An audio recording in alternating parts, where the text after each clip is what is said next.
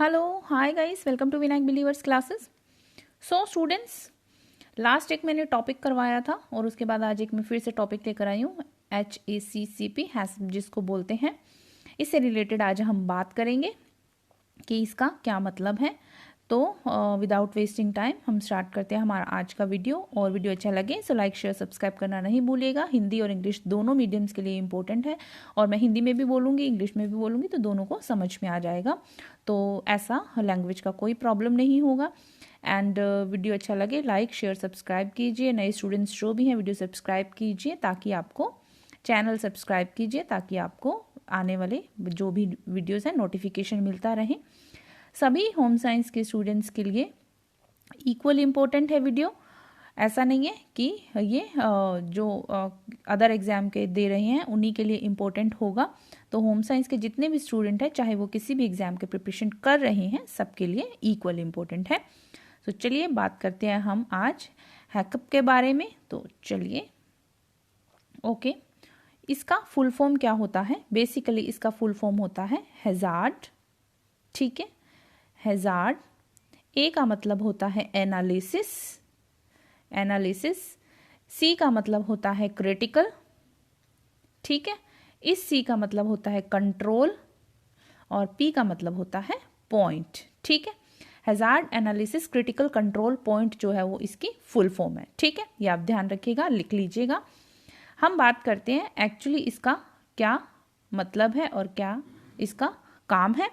तो देखिए, HACCP is a system approach is identify, evaluate to control food safety hazard that are caused by biological, chemical and physical agents। तो ये जो हैसअप की बात हो रही है ये एक ऐसे सिस्टम है जो कि आइडेंटिफाई करता है, पहचान करता है, मूल्यांकन करता है और नियंत्रित करता है फूड सेफ्टी के अंदर आने वाले जो भी खतरे हैं। ठीक है, चाहे वो बायोलॉजिकल हो, ठीक है, चाहे वो केमिकल हो, चाहे वो फिजिकल हो। बायोलॉजिकल होता है जैविक, केमिकल होता है रासायनिक और फिजिकल होता है भौतिक।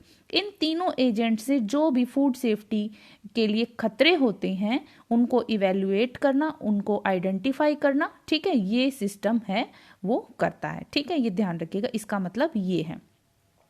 These agents can cause illness if not controlled. ये जो एजेंट्स है चाहे वो आपके बायोलॉजिकल है, चाहे वो केमिकल है, चाहे वो फिजिकल है, ये क्या करते हैं, ये जो फूड है वो ख़राब कर सकते हैं अगर इनको कंट्रोल ना किया जाए। फूड सेफ्टी से जो रिलेटेड खतरा है उसको बढ़ा सकते हैं। ठीक है, तो ध्यान रखना है इस चीज़ का। ये है इसकी डेफिनेशन। बेसिकली हैसअप का काम क्या है, आप इसको हैसअप बोल सकते हैं, हैकअप बोल सकते हैं। ठीक है, फुल फॉर्म मैं आपको इसकी बता चुकी हूँ। ऑब्जेक्टिव देखिए क्या है इसका। Basically objective to ensure that the food served to the guest is safe for human consumption. Food जो है आपको ये श्योर होना चाहिए, आप इंश्योर होनी चाहिए कि जो भी फूड आप गेस्ट को सर्व कर रहे हैं वो जो ह्यूमन कंजप्शन कर रहा है जिस भी फूड को वो सेफ होना चाहिए। ठीक है, उद्देश्य ये है इसका।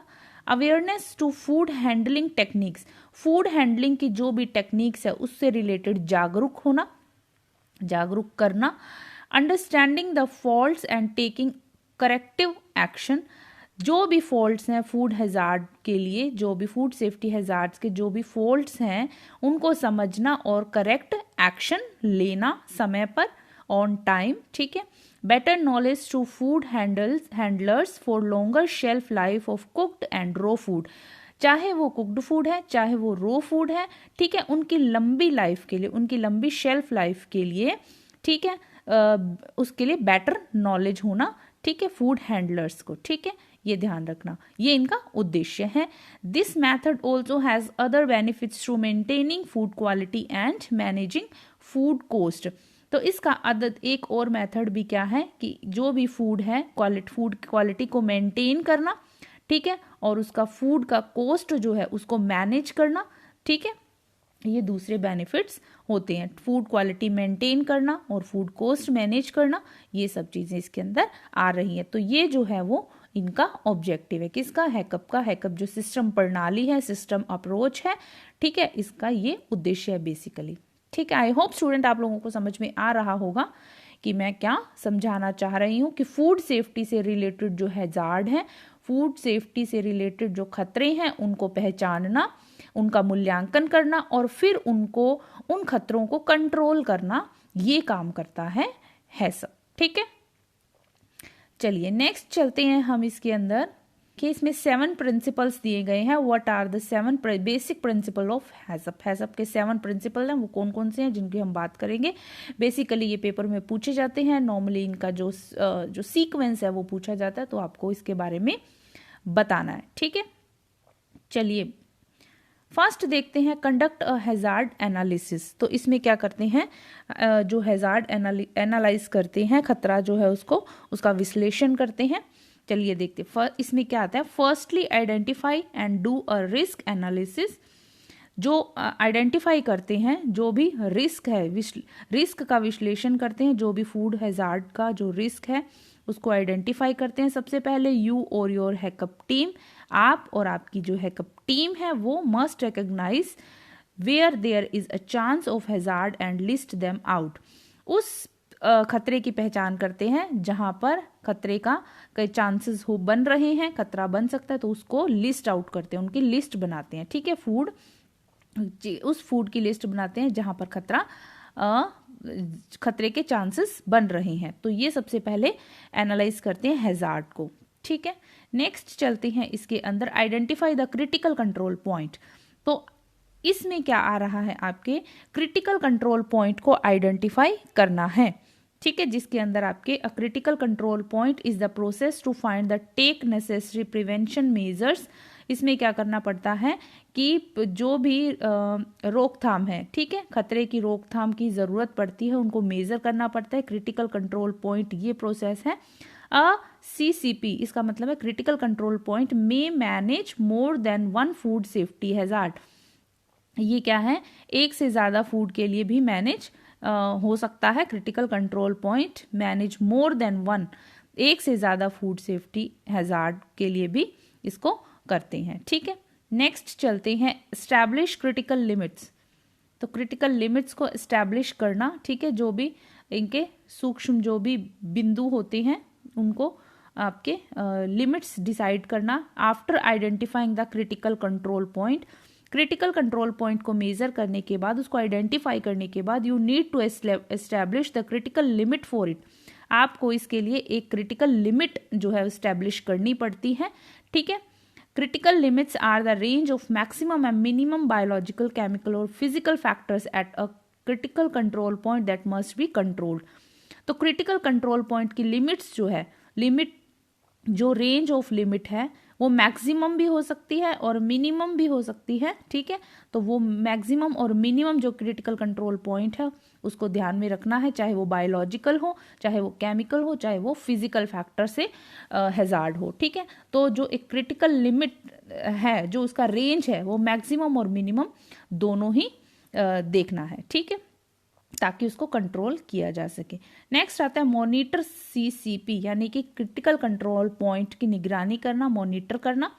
तो monitoring requires planning and sequential observation done to see all the CCP is under control. अब इसमें क्या करना पड़ता है कि जो मॉनिटरिंग है वो करनी पड़ती है कि आपने जो प्लानिंग की है, ठीक है, सिक्वेंशियल जो किया है, ऑब्जर्वेशन जो कर रहे हैं वो डन है।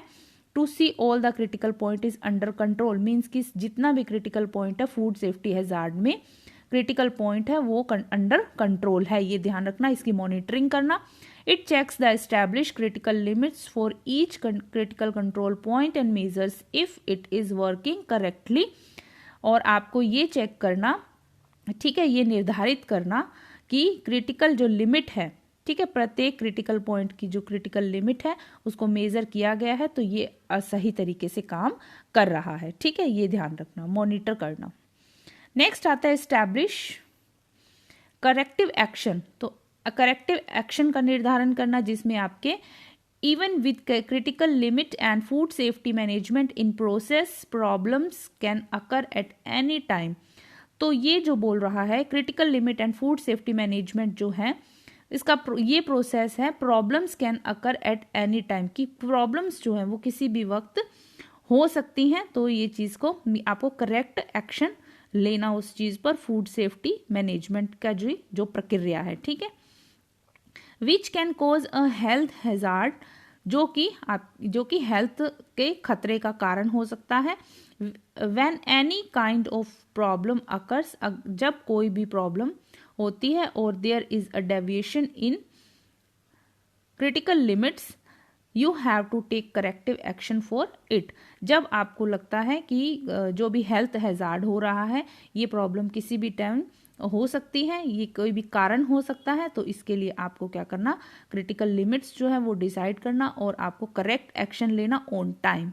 तो ये चीज बोल रहा है कि उसको रोका जा सके हैजार्ड को, ठीक है, कोज ऑफ हैजार्ड को प्रिवेंट किया जा सके। वेरिफिकेशन होता है आपके जो है जांच करना, ठीक है, वेरीफाई करना। तो verify all the activities that are placed to prevent hazard are working properly and doing their work. तो आपको ये वेरीफाई करना कि जो भी ऑल एक्टिविटीज हुई हैं हैजार्ड प्रिवेंट करने के लिए, खतरे को रोकने के लिए, वो प्रॉपरली वर्किंग की है या प्रॉपरली वर्क कर रहे हैं या नहीं। तो ये देखना, ये वेरीफाई करना। You have to determine if your HACCP team system is working according to the plan।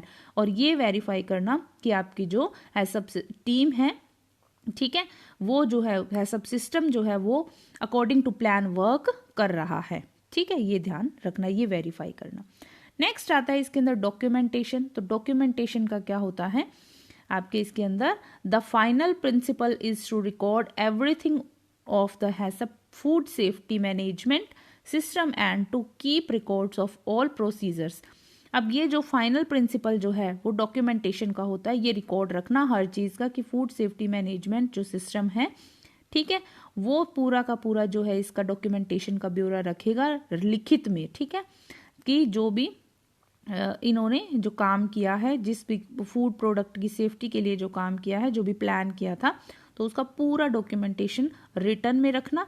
Keep records for all procedure, तो सभी जो प्रोसीजर है उसके लिए रिकॉर्ड को रखना, जो भी प्रोसीजर यूज किया गया है वो पूरा का पूरा सिस्टमैटिकली रिकॉर्ड रखना, तो वो होता है डॉक्यूमेंटेशन, ठीक है, ये चीज आ जाती है। बेसिकली जो है आपके इसके अंदर मेन थ्योरी अगर बात करें HACCP की, ये तो थे प्रिंसिपल्स, ठीक है। आई होप स्टूडेंट आप लोगों को समझ में आ गई। 7 बेसिक प्रिंसिपल्स हैं, ये नॉर्मली पेपर में पूछे जाते हैं, तो आप लोगों को इसको सीक्वेंस में याद करना है।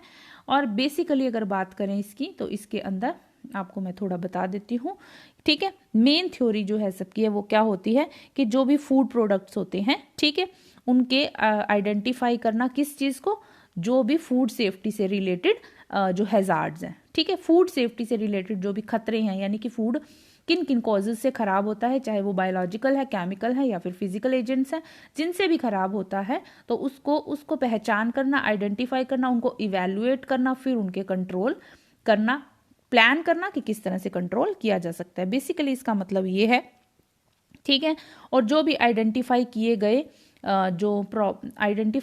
जो हैजार्ड्स होते हैं, ठीक है, जो हैजार्ड्स को आइडेंटिफाई किया जाता है उनको कंट्रोल करने के लिए पॉइंट्स रेडी करना कि किस किस तरीके से हम इनको कंट्रोल कर सकते हैं, और जो भी पॉइंट्स रेडी किए गए हैं, ठीक है, उन पर जो है उनकी मॉनिटरिंग करना।